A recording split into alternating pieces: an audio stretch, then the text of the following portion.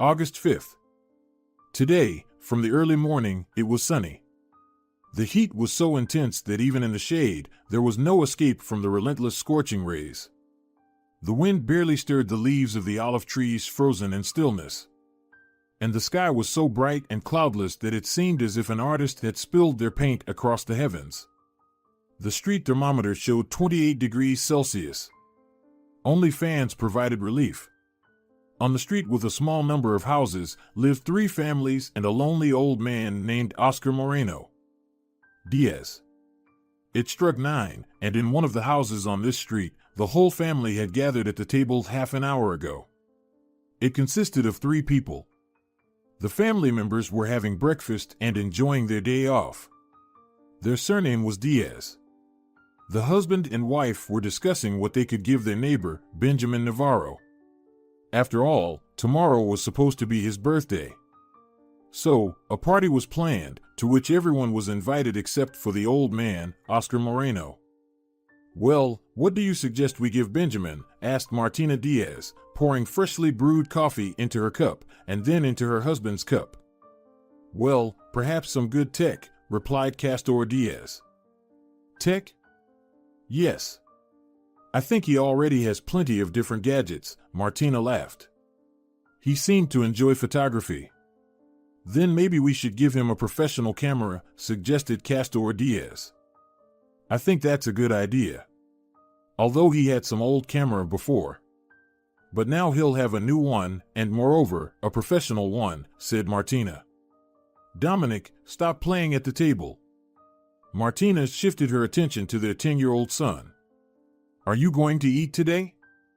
Dominic paused, but then resumed playing with his toy car. "Dominic, you need to listen to your mom," Castor said, handing him a newspaper. "Come on, eat." The boy glanced around to make sure no one was watching and gave a little meat from his breakfast to the dog, which was lying on the floor, sticking out its tongue from the heat. Dominic didn't always like to eat in the mornings, so he fed the pet. "Dominic, I see everything," the man said, still reading the newspaper. Then he quickly put it down and looked at his son. Castor smiled at him and brought the cup to his lips. At that moment, Martina approached the sink to wash the dishes. There was a window above the sink, overlooking the street. After a moment, Martina let out a short laugh and stopped washing the plates. "What's so funny?" Castor asked with interest, setting aside the newspaper and shifting his gaze from his son to his wife. "Oh, old man Oscar is out again. Wandering down the street and collecting empty bottles. He's humming something there too." Same old," Martina replied. Castor walked over to his wife, finding the scene equally amusing. They often observed the lonely old man, who lived in a house on the same street, wandering around and collecting bottles. Each neighbor, including the Diaz family, had their own habit, which they had long been accustomed to. This habit involved throwing garbage into his yard for a laugh. They knew for sure, the old man definitely wasn't offended. He didn't care. The old man had no wife, no children. He was 60 years old. All that was known about him was that he moved to this town in the early 2010s and settled in an empty house. He never wanted to make friends, but he didn't hold any grudges either. He was neutral, unlike his neighbors. He was doing just fine, or so everyone thought. But the neighbors saw him as a simple beggar, a ne'er-do-well with nothing going for him in life, just existing. They believed he had no interests, goals, or meaning in life. He seemed to them to serve no purpose and sometimes even irritated them with his presence. No one liked him. Yet, there was no apparent reason for such treatment. The old man hadn't done anything wrong. Except perhaps occasionally, at night, he enjoyed humming the same song while playing his guitar. He sang rather well, but even this small detail didn't endear him to the neighbors. Sometimes people need very little reason not to love someone unremarkable and ordinary. Where did he even get that guitar? The neighbors often wondered. Maybe he stole it from someone. That's probably it. Everyone nearby was also convinced that he was drunk every night. Not just on weekends or specific days and holidays. Every single night. Perhaps they drew this conclusion from his behavior. Oscar Moreno was just often cheerful and joyful. But whether he was truly drunk, no one could confirm. In the summertime, Oscar almost always wore the same clothes, pants, a shirt, and a straw hat. Does he ever buy new clothes for himself? No, what's the point? It was known that he hadn't worked anywhere for a long time. But no one knew what he did before, if he ever worked at all. This old man was both a mystery and a simpleton. Parents never let their children near him. For some reason, they had no trust in this old man. And all of this was fabricated by the neighbors themselves. There was no visible evidence that he was a bad person and that children should never be allowed near him. It just happened. People rarely liked ones like Oscar Moreno. But why? What will he teach them? What could he possibly teach children? How to collect the best bottles in the neighborhood and drink cheap alcohol, they laughed. But not everyone felt so categorically about this old man. There was only one person who didn't see anything wrong or awful in him. He didn't see a miserable beggar or a poor simpleton in a straw hat, drinking at night. He simply saw a kindly old man playing good songs on his guitar. That person was Mateo Navarro. He was the son of Benjamin Navarro. Alonso. Pablo and Inés Alonso had just woken up. They were a young couple who had recently tied the knot. They were both 23 years old. They didn't like Mr. Moreno either. Look, darling. Moreno never misses a beat. Always collects his bottles right on time, the young woman said with a sharp tone. It seems he's really hard up if he's collecting them. Or maybe just bored. No family, no interests. Nothing, Pablo replied. Yeah, you're right. By the way, what should we get Benjamin as a gift?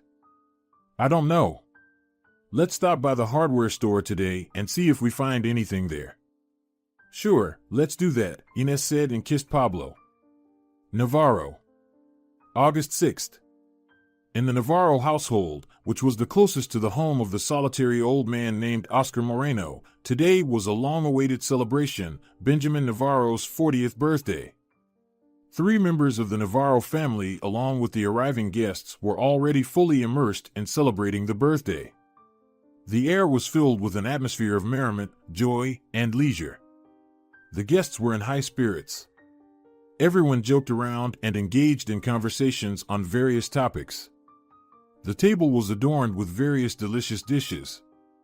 There were tacos, enchiladas, churros, pumpkin empanadas sapapillas, and chicken burritos. Alcohol-wise, there were tequila, mezcal, and beer. And for the children, there was watermelon juice and champorado. As it was said, Benjamin had a 10-year-old son named Mateo and a wife named Ursula. Besides the invited guests, neighbors also came to the celebration. Martina and Castor with their child Dominic. The young couple, Pablo and Inés Alonso. An hour had passed since the beginning of the celebration. Nothing special happened until one moment. Well, my dear friends, I'm glad everyone could come and join me for the celebration. I really appreciate it. Let's have a toast, Benjamin said, raising his glass. Hurrah, everyone cheered. And I'm really impressed with your gifts, Benjamin said with a slightly tipsy voice. Honestly, I don't know which one is better. Each one is better than the last. Everyone laughed. By the way, who lives in the neighboring house? One of Benjamin's work friends asked. Oh, it doesn't matter, Ursula waved cheerfully. A beggar and a drunkard, Inés said with a laugh, hugging Pablo. Is that true? Of course. Yesterday he probably collected a record number of bottles, Martina said. Because he was clanging them all morning. As usual. He's probably already selling them, Castor chuckled. He wasn't around today. Surprisingly. If he's not visible now, we'll hear him at night. He'll start strumming his guitar again, Benjamin said. Sometimes it's unbearable. But I think he sings and plays great. Everyone immediately fell silent. The guests looked at the one who spoke those words. "What?" Benjamin asked. His face showed slight astonishment. "He sings great," Matteo repeated, his voice less confident now. "Isn't that right?" "Okay, son, go play with Dominic outside for a bit," Ursula said, seeing Benjamin's expression. It wouldn't be accurate to say Benjamin became overly angry when he drank alcohol. But it wouldn't be right to say he was pleased when things were said with which he disagreed. He never hit his wife or child, but he could start a scandal to prove his point. Matteo didn't wait long and went outside with Dominic, who was already standing at the door. "Benjamin, calm down," Ursula said quietly, with a forced smile on her face, as the children left. "I'm calm," Benjamin fake laughed. Perhaps the guests believed it, but Ursula certainly didn't. She knew it wasn't true. "Well, if our son likes how that old man strums, then he likes it. It's his choice," Benjamin concluded, taking a gulp of alcohol. Listen. Maybe we should have another party soon. We'll gather in someone's backyard." Martina changed the subject. "We haven't done something like this together for a long time, except for today, of course." "I think it's not a bad idea," Ursula said. "And we're in too," Ines and Pablo agreed. Then everyone switched to discussing the next topic. "How are you?" asked Ursula, approaching her husband. He was now standing away from everyone at the table, pouring himself a drink. "I'm great. Just great. You're not going to be upset with your own son because of this nonsense, are you?" "No, I'm not. I told you, everything's fine." "I don't think so," Ursula said and returned to the guests. Another half hour passed. Surprisingly, the weather that day wasn't very sunny. And now it seemed like rain was imminent. The sky had already clouded over.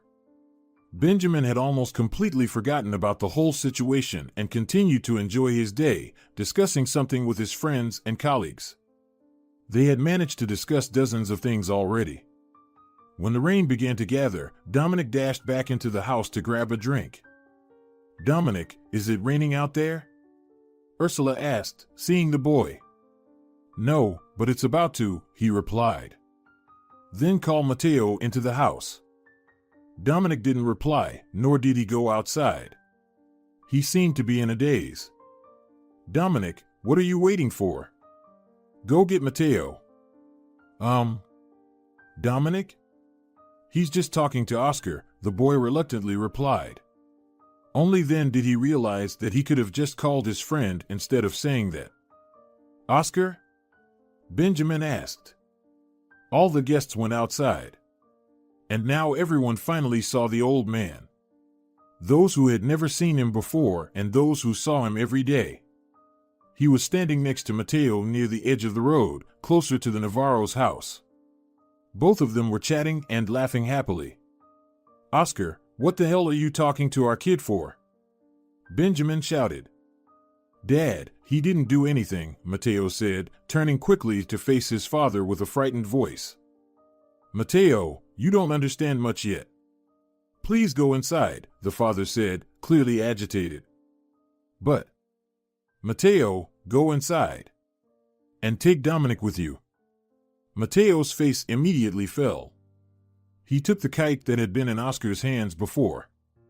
When the boys disappeared behind the door, Benjamin spoke again, turning to the old man and forcing a smile. His hands were by his sides, a stance that usually indicated dissatisfaction. Then he lit a cigarette and exhaled smoke in Oscar's face. "We seem to have told you not to approach or talk to our son, Oscar," Benjamin said slowly. His tone indicated as if he was talking to someone deranged. "Benjamin," Ursula said quietly. "Wait. Matteo just asked for help with untangling the kite." "I barely spoke to him," Oscar calmly replied. "Is that so? Then you should have just ignored him altogether," Benjamin said. "Understand us correctly. We don't approve of you approaching our children at all. And of living here, in general." "And what's the reason?" Oscar asked calmly. "Tell me, why do you hate me so much?" "You want a reason?" Frankly, we just don't like you. You wander around here with your bottles, jingling them. You drink every day. I don't drink, Oscar said, adjusting his hat, in the same calm voice. But that's not how it seems to us. Anyway, I think you understand, and there's no need to explain further, Benjamin said. Have a good day, the man forced a smile again. Everyone returned back to the house. Oscar stood by the road in the same spot for some time. His expression was sorrowful. Then it turned indifferent altogether.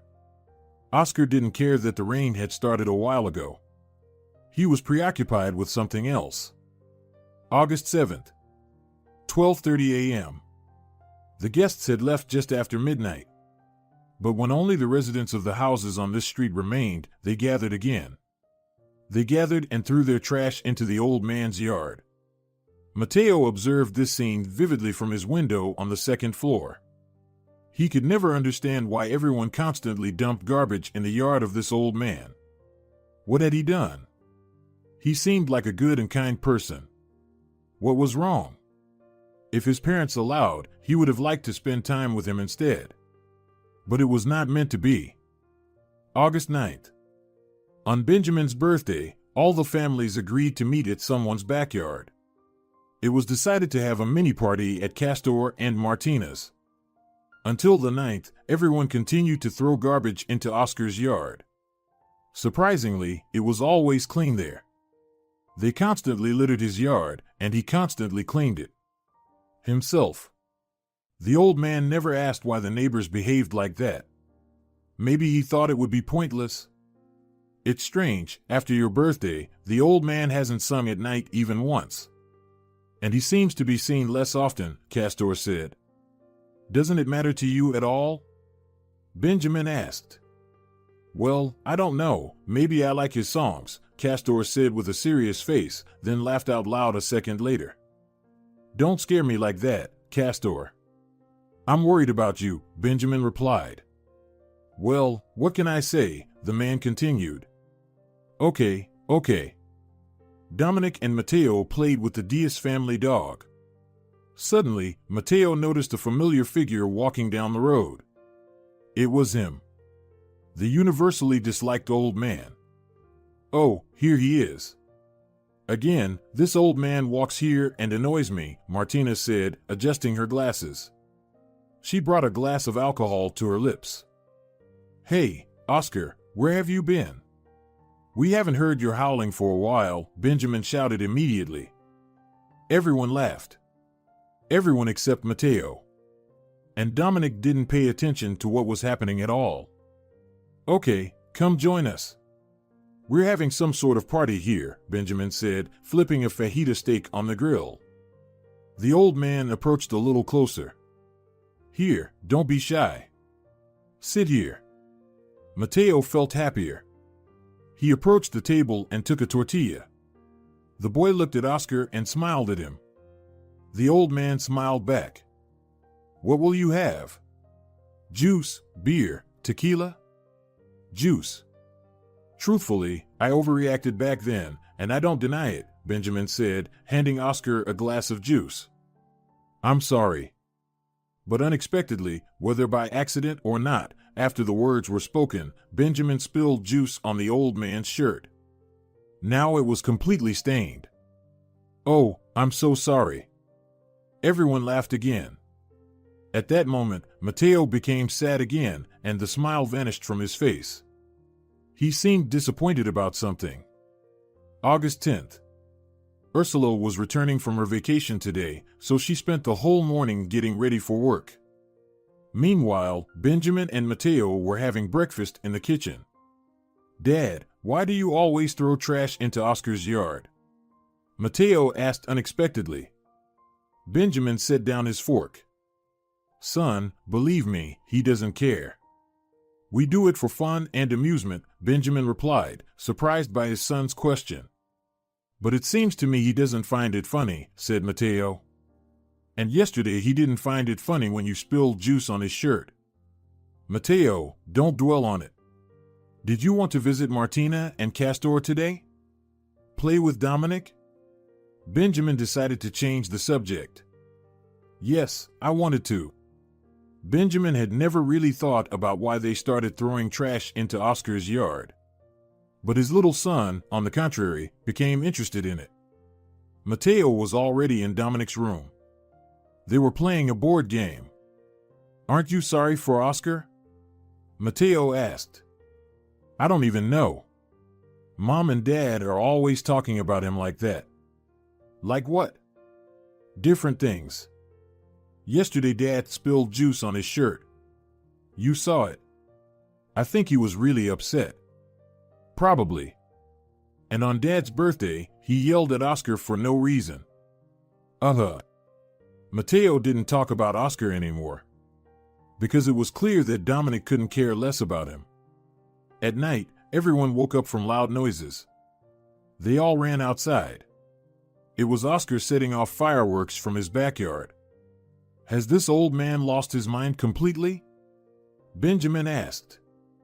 "We need to call the police," Ursula said. At that moment, everything stopped. August 11th. 11:36 p.m. Mateo was suddenly pulled out of sleep by something. He woke up to bright flashing lights shining brightly from the street. The boy slowly got out of bed and approached the window. An ambulance was parked near Oscar's fence. Paramedics were carrying him on a stretcher. The old man himself was conscious. The boy was scared to see the ambulance. But then he quickly became relieved to see that Oscar was alive. Mateo debated for a long time whether to go to his parents and tell them about it. Apparently, they hadn't woken up yet. It was decided to tell them tomorrow. August 11th. 9 a.m. In the morning, the boy quickly went downstairs. His parents had not slept for a long time, but they were strangely silent. There was a fresh newspaper on the table next to them. Mateo wanted to talk about the old man, but he didn't have time. "How is this possible?" Ursula asked her husband. "I don't know, dear. We never knew anything about him, and now we're finding out such things from some newspaper." Alonzo's house. Pablo. "What, darling?" the guy asked cheerfully, entering the kitchen. But as soon as he saw Inez's face, the cheerfulness vanished from his face. "Pablo, was it really him?"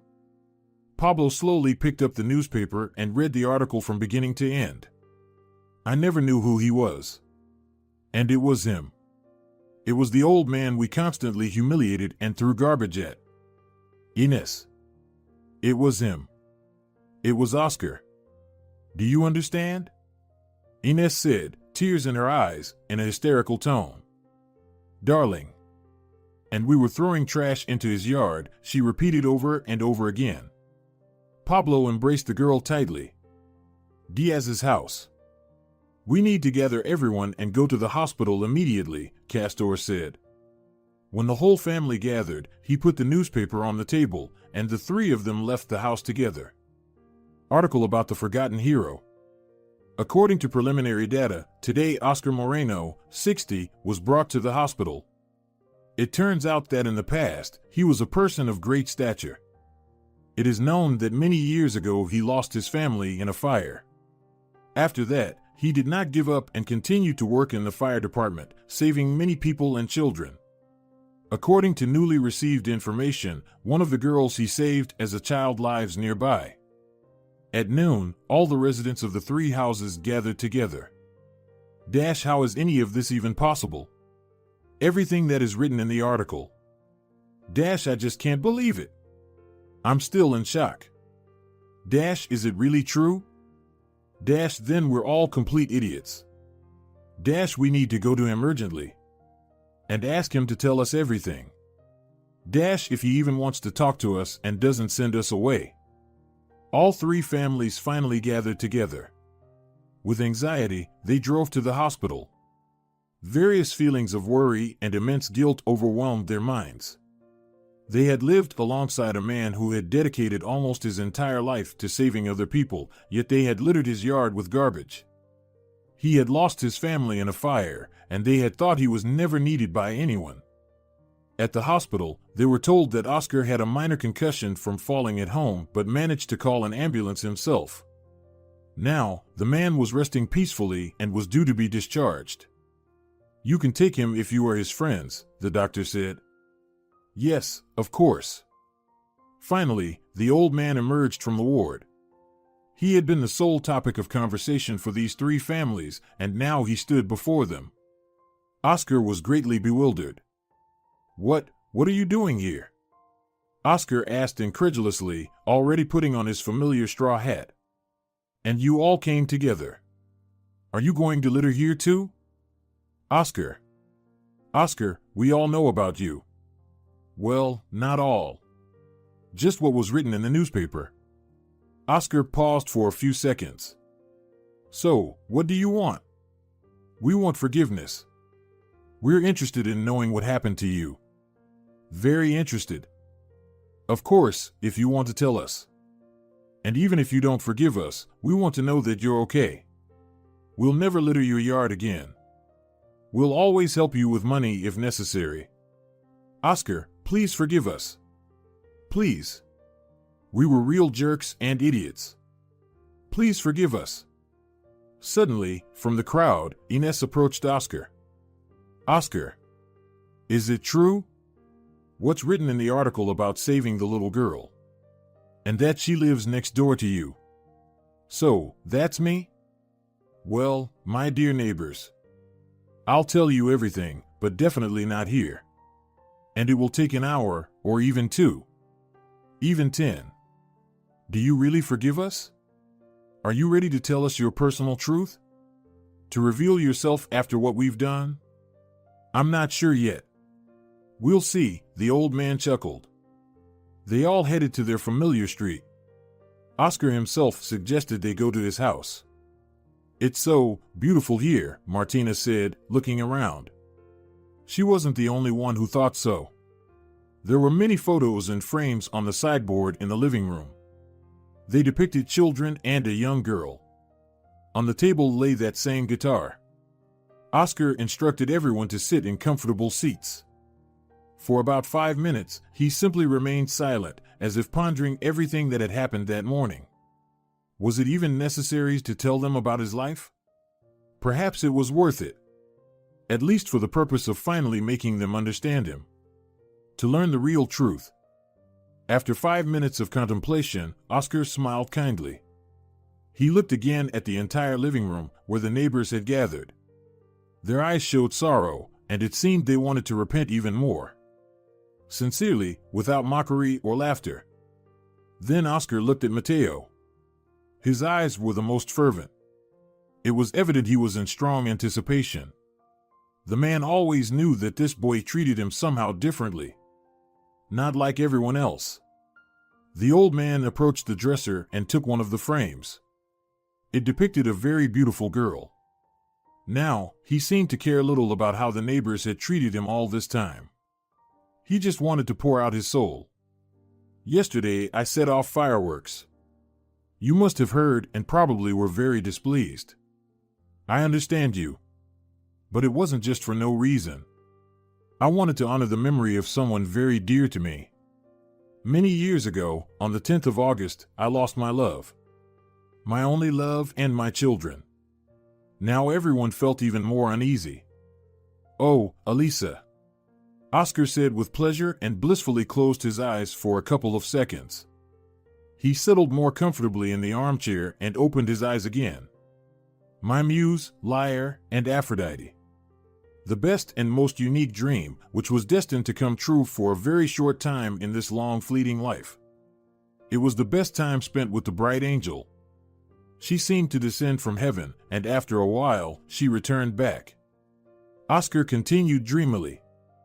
"I first saw her in the late 1970s, entering the Institute. I don't know how it happened, but I felt momentarily overwhelmed with happiness. Warmth spread through my chest, as if my heart had been illuminated with something bright and sincere. It all happened in the Institute's lobby. In a second, I froze like a pillar. I was mesmerized by her enchanting eyes. They were like 2 dark whirlpools. Beautiful brown eyes, in which I saw the whole world, as I understood later. Elisa stood 6 meters away from me, chatting with another girl. Suddenly, she noticed me, but quickly averted her gaze. And I kept looking. Another second passed, she said goodbye to her interlocutor and looked at me again. Elisa smiled sweetly and went out onto the street. And I kept standing like a pillar, mouth agape. It was only 5 minutes after she left that I came to my senses. I ran out onto the street, but it was too late. She was nowhere to be found. Neither on the porch nor on the road. Now, after that day, all my thoughts were only about the beautiful nymph with chestnut hair and deep brown eyes. And the days went by and on.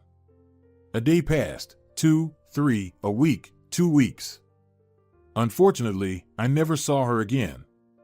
Of course, I began to be constantly saddened by the fact that I simply didn't know her name. I didn't know who she was. I immediately enrolled in that institute. Studies were in full swing, and only she distracted me from my thoughts. And so, a whole month passed like this.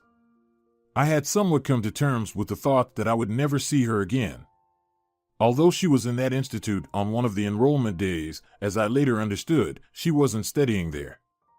She appeared in my life for a fleeting moment and disappeared just as quickly, never to return. So, a month passed. One day, when my class was over, I decided to go with a friend to a cafe nearby. We sat at a free table and ordered a cup of coffee. Our conversations were mundane, about studies, future work, tasks for tomorrow. My friend was discussing girls from the institute, but I didn't care. Presumably, initially, he thought I was not traditionally oriented, Oscar chuckled. But suddenly, quite by chance, my gaze fell upon the window. And then, fleetingly, I glanced at the person sitting by that window. Then I looked again, just to be sure. And as you may have already guessed, I was greatly stunned. My excitement became so intense that my palms grew sweaty and my heart pounded twice as fast. My soul wanted to leap out with happiness, and a storm of emotions began swirling endlessly in my head. It was her. The mysterious and alluring stranger with enchanting eyes. She was engrossed in reading some book and smiling as sweetly as she did back then. As she smiled at me in the institute hallway. She hadn't noticed me yet, and I was too afraid to even move slightly. My mood instantly lifted, and I couldn't take my eyes off her. My friend Durant had stepped away to the restroom at that moment. And I pondered many times before approaching her. The whirlpool of endless thoughts overwhelmed me. She must have a fiancé. She's so beautiful, I thought. I didn't approach her while I was alone at the table. Finally, my classmate returned. He immediately noticed that I had been staring relentlessly somewhere and how pale my face had become. Durant also looked in that direction. "Do you know her?" he asked cheerfully. "No," I quickly replied. "But would you like to?" "Well, I don't know," I said hesitantly. "Then you do. She probably has a fiancé. She's so beautiful and, presumably, very smart." "You won't know until you try, my dear friend," he said, taking a sip of his coffee. "But, come on, go talk to her and introduce yourself. Otherwise, you'll regret it later. I can see how you're trembling, and look, your palms are already wet. Obviously, you're really taken by her." "I don't know." "I'll call her over now," Durant said, already turning towards her. He opened his mouth. "No," I exclaimed, closing my eyes to calm down. "I'll do it myself." And finally, I gathered my courage. Up to that moment, I had only had one relationship with a girl, so I wasn't skilled in these matters. And I had very little confidence back then. But still, I decided to approach her. I stood up from the chair and walked towards her on shaky legs. It felt like I was walking for 5 whole minutes, although it lasted less than a minute. Finally, stopping right next to her table, I smiled like a fool. She looked up. Through her eyes, I sensed that she remembered me as if. "Hello," she said calmly, smiling sweetly. I opened my mouth but couldn't greet her. I felt like a complete idiot. Looking into her eyes, I started drowning in them again. Would you like to sit down? There's space here. I sat at the table, right in front of her. Up close, she was even more beautiful. Good day, I said as if it wasn't my voice. All of this was due to nervousness. Did you want something? She asked with the same calm and steady voice. Me? No, I mean yes. Of course, yes. Yes, I wanted, I said and fell silent. I wanted to run out of the cafe so as not to embarrass myself anymore. I must have blushed so deeply at that moment that I resembled a tomato. Well, so what? She said slowly, still smiling. Her calmness and composure shook me.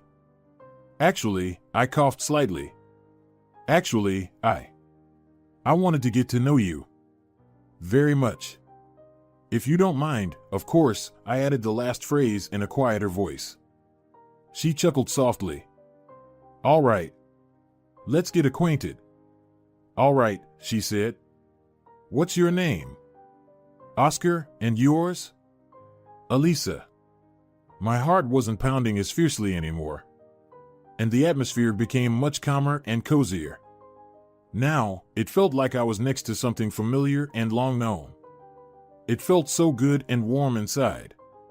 Elisa mentioned she remembered me. On the day we first met, she had stepped out onto the street. Elisa also admitted she waited for me to come out of the hall. Unfortunately, that didn't happen. So, she left. But now, we met again. What else could it be if not fate?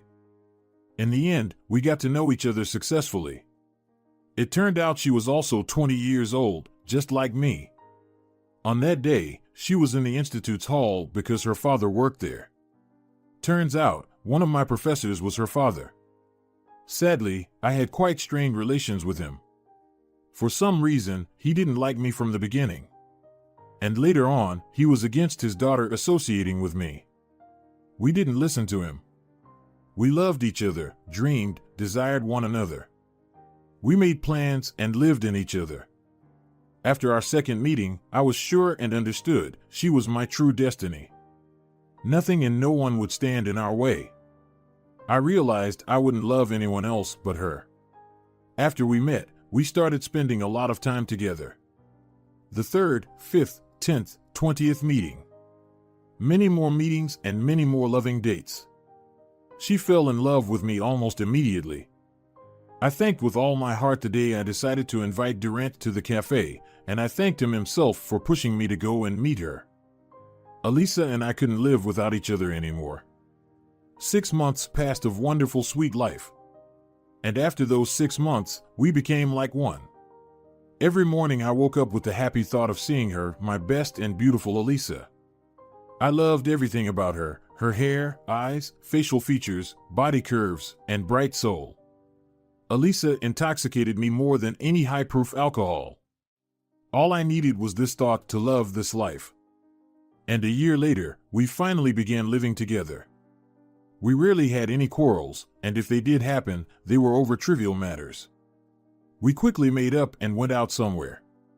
In general, a year and a half after we met, I did it.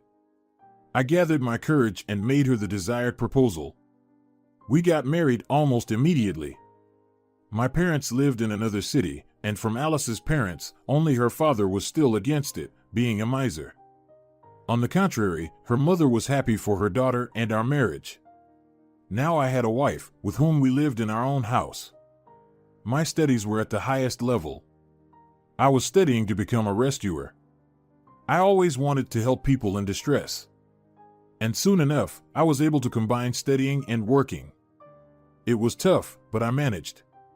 Often, on cold evenings, Alice and I loved to sing one song together.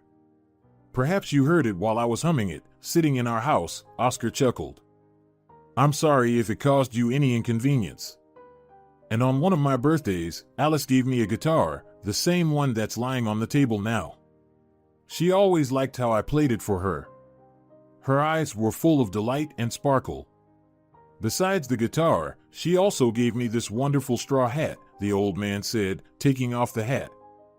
On one ordinary day, we decided to go to an amusement park. We chose the Ferris wheel. And only when we reached the very top, Alice realized she was terribly afraid of such heights. So I held her as close to me as possible and suggested she just close her eyes. After that, I started quietly humming our favorite song to her. And Alice relaxed a little in my strong embrace. She could open her eyes again and fully calm down. Half a year into our married life, we found out that Alice was pregnant. Our happiness knew no bounds. It seemed like we were the happiest people on this planet. I felt uplifted again. Uplifted like on the first day of our meeting. At 23, I had the best job, a wife, and a child. Alice gave birth to a boy. We named him Adrian. Playing songs on the guitar wasn't enough for me. I started composing poems for my love. There was a whole box of them. When she read my poems, I listened to her voice with excitement. I also continued to cherish her and adore her to the core. After some time, Alice became pregnant again. A girl was born who was an exact copy of Alice. We named her Augusta. As it became clear earlier, we used to live in another city. Alice was involved in sewing various clothes and making jewelry. And as I mentioned earlier, I loved saving people. Working in the emergency services, I fervently believed that I was doing the best thing possible. So we lived together for a whole 6 years. 6 years soul to soul. 6 years of pure joy, happiness, and eternal pleasure. A life full of harmony and fulfillment. Adrian was already 4 years old, and little Augusta was 3. But one day turned my life upside down forever. It influenced everything. Absolutely everything. It was the most horrible and inevitable event in my life. That day was August 10th. I had a shift at work, and Alice had a day off. The three of them were at home. Unfortunately, at home. Oscar's face became the opposite of what it was. He continued. Then, I returned from work. I didn't have to get close to the house to understand what was happening. Huge clouds of smoke were rising into the air above our house. And the fire was so bright and blazing that it blinded the eyes. The fire truck was already parked nearby. "Where are they?" I shouted. "Who?" the firefighter asked without thinking. "My children and wife?" "They're being rescued," he replied after a few seconds. I wanted to rush into the house. I heard them calling for me. But those cries were already beyond consciousness. I heard and saw nothing. I just wanted to save them. But even that I couldn't do, because the next minute, one of the firefighters carried out 2 bodies. Another firefighter carried out the 3rd body. They were all unconscious. I hurried to them. Now they were lifeless. Medical assistance was attempted on the spot, but it was futile. Now, once joyful and lively faces had turned into silent ones with permanently closed eyes. They no longer spoke or laughed. My children no longer called me daddy, and my wife, her beloved. They were dead. For a long time, I didn't want to acknowledge it. Didn't want to acknowledge that damn fire took their lives. The life of my Alice and the lives of my precious children. The whole house simply burned to the ground. At work, they offered me to take a vacation. To recover and rest properly. But I didn't need rest. If I had gone on vacation, it would have been 100 times worse. And then, it was decided. Decided to find all the strength and move on. To help people like them and not allow them to die like that. I always tried to save as many lives as possible. And I knew Alice would only be happy about that. Happy that I didn't drink myself to death and didn't lose myself. Happy that I continued to live on, even though it was with great difficulty. I continued to cherish and seize the best moments of this fleeting life. By age, I was already entitled to a pension. So I decided to leave that city forever. Never to return. I moved to different cities. One city, then another, and a third. Nothing suited. But then, I stopped at this one. I no longer worked, lived on a pension. But one day, I saw a house on fire. There were no firefighters yet. A girl was standing near the porch, begging for help. Please help. My little daughter is inside. Please. I didn't say anything. I rushed into the house, found the child, and pulled her out. It was you, Ines. Ines shed one tear, then another. Then she started sobbing and approached Oscar. She didn't say anything. She just hugged the old man tightly. He didn't expect this. And he was shocked again. I'm sorry, Oscar. Please forgive us. I was so stupid, Ines said through tears. And then Martina and Ursula joined her. Pablo, Benjamin, and Castor were in complete shock and regret. They pondered all this information. Undoubtedly, they felt very sorry for the old man. They all hated themselves for what they had done. I never thought you were a bad person, Oscar. Mateo ran up to the old man and hugged him. Thank you, my dear. Thank you. And let's fly a kite on the weekend. Well, I don't know. That's up to your parents. Mom, Dad, can we? The child asked hopefully. Of course, son, we can. Of course. Now, almost every weekend, neighbors loved spending time with Oscar Moreno. At every opportunity, they apologized for their terrible treatment of him. They helped him with money and no longer allowed him to collect bottles. In the evenings, they listened to his songs. On one of the holidays, Oscar and Mateo, as usual, flew a kite. The sky was azure and clear. You're my best friend, Mateo said. And you, Mateo. Forever my best little friend. Dear viewers, if you enjoyed the story, please support the video by liking it and leaving a comment. Thank you.